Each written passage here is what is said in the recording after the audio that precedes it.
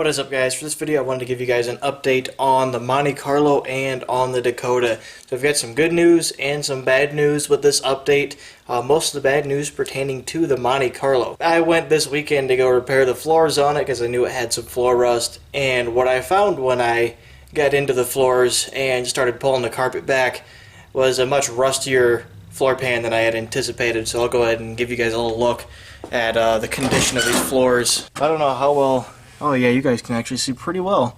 So as you can see, I started welding a little bit of metal in here because I was going to try and fix this, and then I realized that there's just nothing up here solid enough to weld to. So this whole thing here is just kind of hanging on for dear life, so is this. There's metal all up into the way, into the footwell is all rusted out, so there's really nothing to spare. And then the rust kind of goes underneath this back part here and then makes its way underneath more of the carpet. The passenger side isn't as bad, but it's still pretty bad. This project as it sits is pretty much going to be put on hold. I'm not going to continue to spend more time on this rusted out shell. I'm going to go find a rust-free car to take everything off of this shell and swap it over to, let's see if we can get the door shut. So yeah, I'm going to find a rust-free car. I don't care what engine's in this car, whether it has an engine. I don't care what kind of condition, like the suspension or the brakes is on, as long as it's a rust-free body and rust-free frame. Everything on this car, suspension, brakes, engine, transmission, interior even, is in excellent shape, and it all works. I've driven this thing around a number of different times, and everything functions just like it's supposed to. There's a couple things that need to be finished, but it's all there. The whole car is there. So I've got a bunch of new parts that if I find a car that's at least, it doesn't even have to really be a roller, as long as it just doesn't have any rot, I could take all the stuff off of this car, swap it over, and have a rust-free car with all these new parts that are on this car on it, and be all set. I just can't justify spending the amount of time, effort, and money it would cost to repair the rust on this car when there's plenty of other rust in other areas other than just the floors that would need to be fixed, when I could just go spend $1,000 or $1,500 on a rust-free car that probably runs and drives for that amount of money. I could probably get if I could find a roller, I could probably get one for less than $1,000, but rollers aren't very easy to come by, especially not with like most of the interior parts, because I'd rather not have to swap dashes and stuff out, and I definitely don't want to buy something that somebody was turning into a race car project either.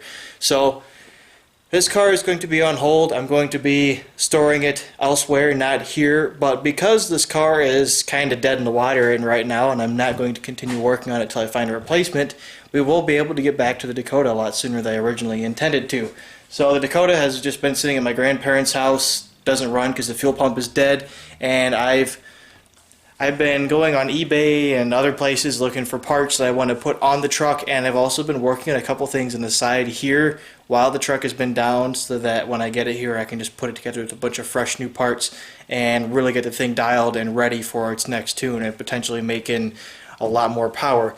So I got a bunch of parts in the basement. Actually, I'm going to go ahead and show you guys that are for the Dakota, and I'll kind of talk about the plan for all those parts, and then more parts I'm going to be ordering down the road here pretty soon now that this car is not going to be getting worked on.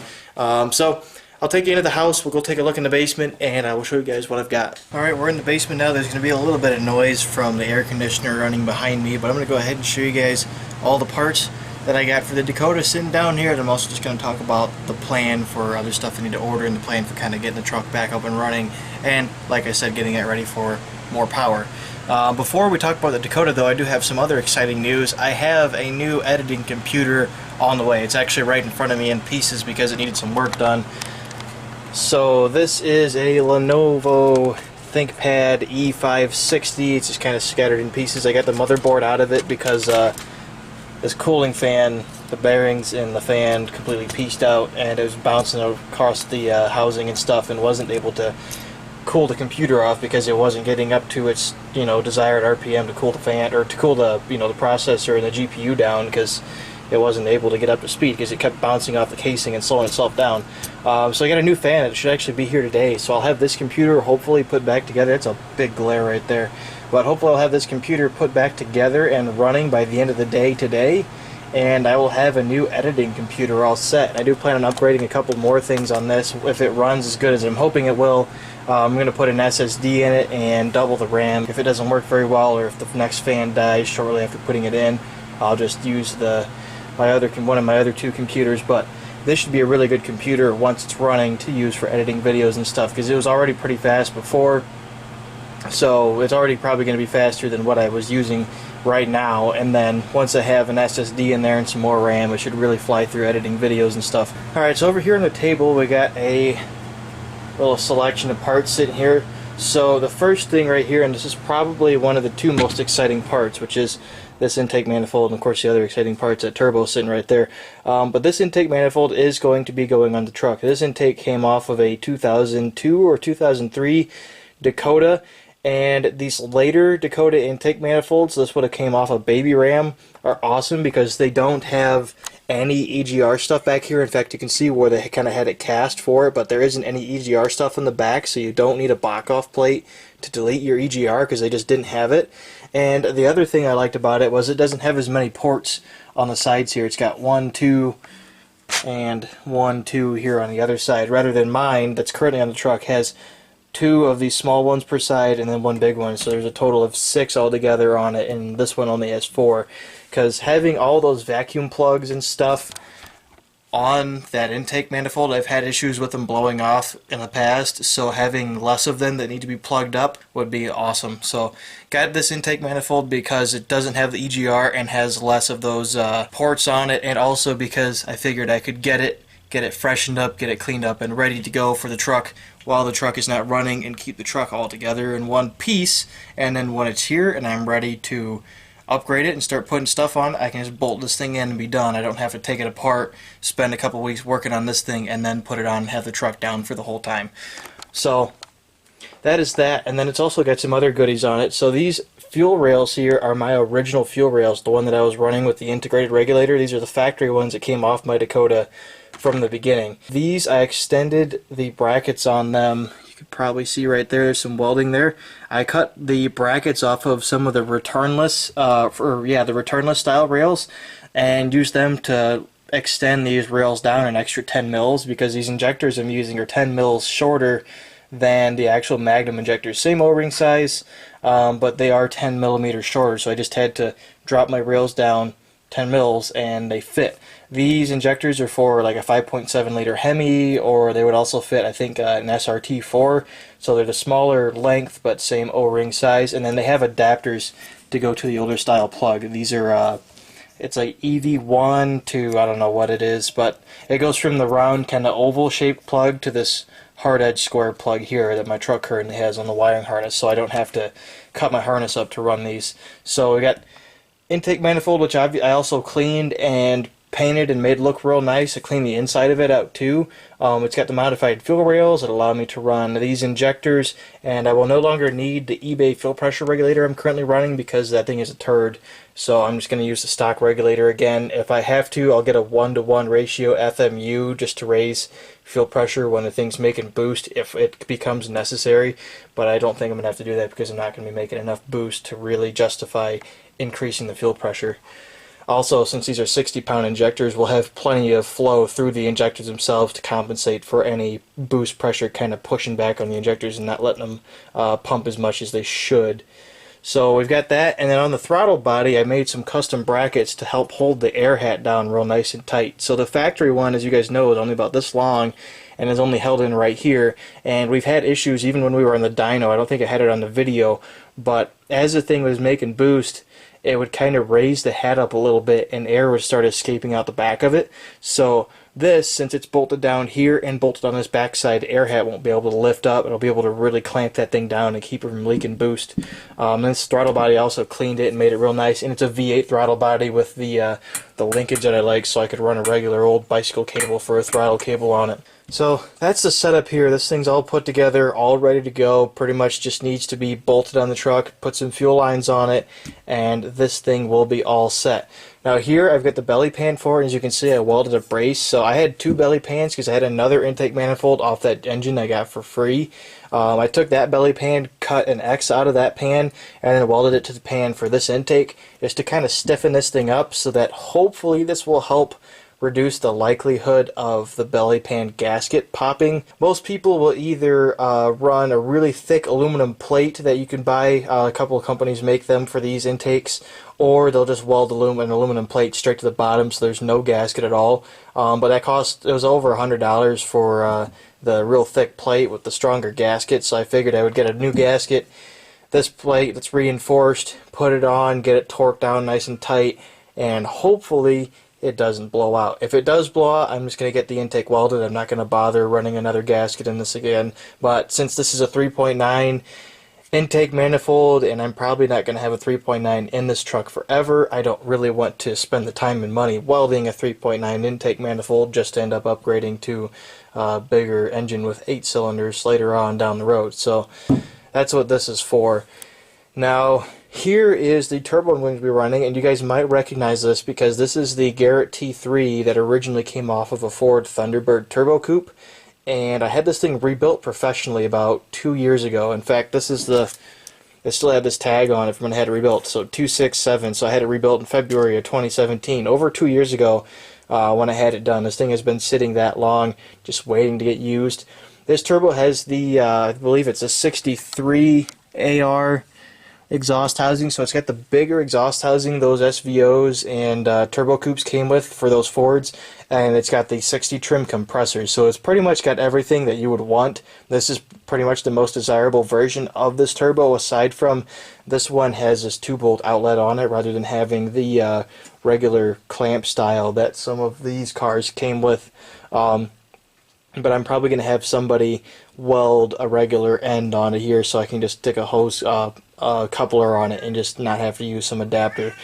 Now for the inlet, I've got this adapter which I ended up having already, which bolts onto the inlet for the turbo, so that I've already got taken care of. I've even already got a plug in it right there for the little breather that's supposed to be on it. So that I don't have to worry about. This inlet here being the 2-bolt deal isn't that big of an issue. And then I do have this for the outlet, which this would allow me to run a clamp on it, but then I'll end up with this big ugly pipe sticking off of here, and I really don't want to deal with it. So if I can find somebody that can weld it, I'll probably have them cut the end off of this and just TIG weld it straight to the end of the turbo here. Or I do have an eBay turbo which has a 2-inch outlet on it because this is a tiny bit bigger than 2 for some reason. I do have an eBay turbo compressor housing that has a 2-inch outlet we could cut off and just weld that to here, but we will see. But yes, this is the turbo I'm going to be running on the Dakota because the eBay turbo on it is leaking oil from somewhere. It's not a seal leaking because it doesn't get into the exhaust, but it's leaking oil pretty bad, so it's definitely time to upgrade. And of course I'm going to be running an air filter again because we're going to be redoing the exhaust on it also. So I've got a driver's side exhaust manifold right here. This also came off the engine that I got for free. This exhaust manifold I'm going to stick on the passenger side facing forward, and then I'm going to keep the current driver's side exhaust manifold where it is, and I'm going to run the exhaust from the driver's side. Let's pretend this is an engine here. I'm going to run the exhaust from the driver's side through the stock manifold around the back of the engine all the way up to about this area here, say, for example, up to, the front of the passenger side, and I'm going to have this other manifold flipped facing this way, and the exhaust is going to come out of that manifold, come up a little bit, and then come up, and the two are going to join up in the front of the passenger side of the engine, and that's where the turbo is going to be mounted. So I'll be able to have the turbo facing forwards for the inlet so that it doesn't pull a bunch of hot air in from my wastegate, and it'll be a much more free-flowing exhaust system just to begin with, and it'll cause it'll cure a lot of other issues I've had with like clearance for oil drain lines and stuff like that. So that's the plan for the exhaust. That's the plan for the intake and the injectors. All of this stuff is pretty much ready to go. I do have a couple of parts I'll have to order for the exhaust, and I'll have to order a couple of parts for the fuel system. Like I got to get some fuel lines to run here and some clamps and just easy stuff like that. But overall, the intake setup's pretty much ready to go. I do need a gasket for that. I need to get a couple of fittings for this Garrett turbo here, and you want to get coolant fittings for it so I can actually run coolant through it, because it'll help this thing, especially if we're going to be pushing it pretty hard. My goal is 300 horsepower when things are all said and done, and it's going to be pretty much at the peak of the power that this thing can produce. So we will be running this thing pretty hard. Having some coolant flowing through it will definitely help it a little bit, not to kind of tear itself apart from getting too hot and working too hard. In addition to the 60-pound injectors and running the stock fuel rails again with the integrated regulator and everything, and of course upgrading the turbo and exhaust system, we're also going to be upgrading the entire fuel system. So I'm going to be putting either a 15 or 20 gallon fuel cell in the truck. I have to go take some measurements and see what I can actually fit in the thing.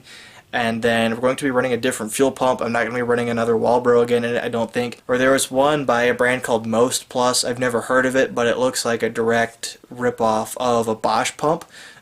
It might even be the same thing as the Bosch pump, just with a different brand stamp on it. I'm not really sure, but I'm going to give that thing a try. It's $50, comes with mounting hardware, really nice looking mounting hardware, comes with AN line adapters and all that stuff. So I'm going to be running that fuel cell. I'm going to be running a 3/8 inch feed into the rail instead of the 5/16 I'm running right now, so I'll have bigger hoses running all the way up. And I'm going to redo some of the electrical system feeding the fuel pump power and stuff. So that's the plan for the Dakota once it's here. First thing I'm going to do is get the fuel system working so the truck runs again, and then after that we're going to redo the exhaust to get the turbo relocated, get new feed and drain lines on it and all that stuff, so that's all dialed in.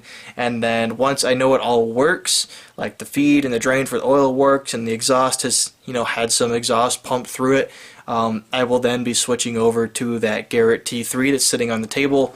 And then after that, before we go get the thing retuned and try to make more power with it, I'm going to be going to a bigger intercooler. I'm actually going to use the same one that Aaron from 802 Garage used on his Nissan Sentra for his budget turbo build.